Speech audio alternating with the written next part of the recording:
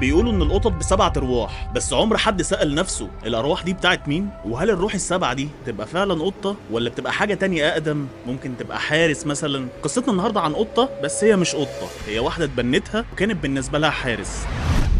سلمى كانت واقفه بتبص على القط بتاعها وهي مستغربه. القط الاسود اللي كان هادي طول عمره كان واقف قدام باب شقه جارهم فريد، واقف وبيطلع صوت شرس كانه شايف حاجه. سلمى بصت على الباب وبصت للقط وبتقول له مالك بس، مفيش حاجه. وفجاه القط بص لها، بس البصه دي كانت بصه غريبه وما كانتش بصه قطه، دي بصه كائن عاقل. وافتكرت انه كان بيعمل حاجات غريبه اول ما بيشوف الشقه بتاعت جارها. سلمى هي بنت عايشه لوحدها لسه ناقله جديد وحبت تستقل بنفسها. في يوم لقت قط اسود في الشارع ضعيف وتعبان، قررت ان هي تتبناه. كان قط هادي ومسالم وما بيعملش اي حاجه الا في حاجه واحده بس، كان بيكره باب شقه جارهم. كل ما كانوا بيخرجوا من الشقه كان بيفضل قدام الباب عمال بيخرج في صوت غريب كانه شايف حاجه. فريد ده كان جار سلمى، راجل لطيف ودايما بيضحك لها وبيجيب لها هدايا. وفي كل مره سلمى تنزل من قدام البيت لازم تسحب القط بتاعها من قدام الشقه بتاعت فريد ده. القط كان بيفضل ثابت في مكانه وما بيتحركش، بس القط ما كانش عايز يمشي عشان بيحذرها من حاجه جايه في المستقبل.